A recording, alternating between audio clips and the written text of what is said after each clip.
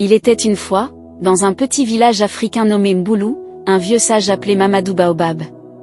Il était réputé pour sa grande sagesse et sa capacité à transmettre des leçons importantes à travers des histoires captivantes. Un jour, les habitants du village se réunirent autour de lui pour demander conseil. « Mamadou, nous avons travaillé dur cette année et avons récolté de nombreux fruits de notre labeur. Mais que devons-nous faire pour assurer notre avenir ?» demanda Awa, une jeune commerçante du village. Mamadou sourit, regarda les villageois, puis désigna un grand baobab près de la place du marché.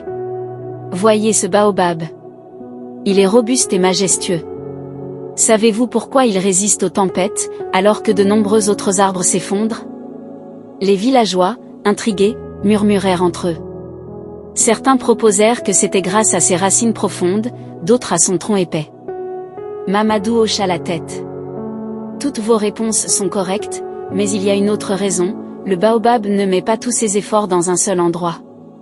Il a des racines profondes, mais aussi des branches larges qui s'étendent pour capter la lumière. Il stocke de l'eau dans son tronc pour survivre aux sécheresses et produit des fruits riches pour nourrir les hommes et les animaux. Le baobab est un modèle de diversité. Si vous voulez prospérer, vous devez faire comme lui. » Leçon du cultivateur. Pour illustrer son propos, Mamadou raconta l'histoire de Samba, un jeune cultivateur ambitieux. Samba avait hérité d'un vaste champ de millet, la culture la plus prisée du village. Il travaillait jour et nuit pour améliorer sa récolte et ne plantait que du millet, croyant que c'était la clé de la richesse. Un an, une sécheresse frappa le village.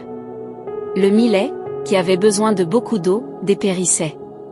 Samba perdit toute sa récolte et faillit abandonner l'agriculture. Mais après avoir consulté Mamadou, il apprit l'importance de diversifier ses cultures. L'année suivante, Samba planta non seulement du millet, mais aussi des arachides, du manioc et des ignames.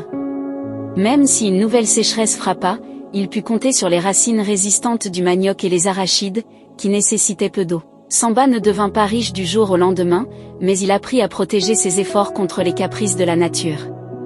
La parabole des trois marchands. Mamadou poursuivit avec une autre histoire, celle des trois marchands de Mboulou.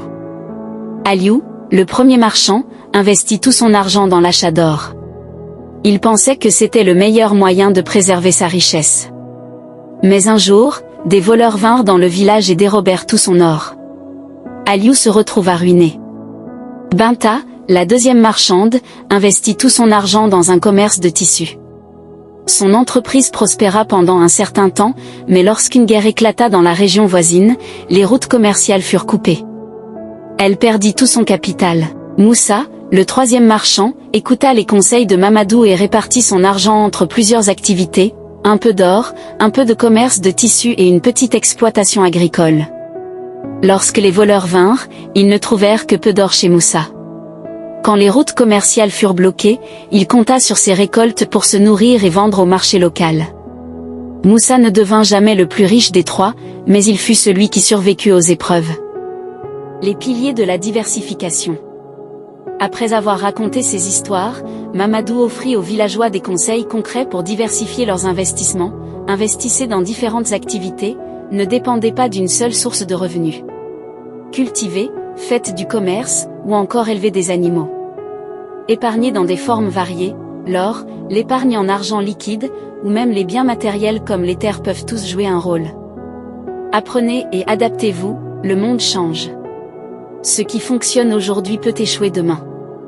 Restez informés et ajustez vos stratégies. Mamadou conclut en disant, le secret n'est pas de chercher à tout gagner, mais de minimiser ce que vous pouvez perdre. Comme le baobab, étendez vos racines dans plusieurs directions, et vous survivrez aux pires tempêtes.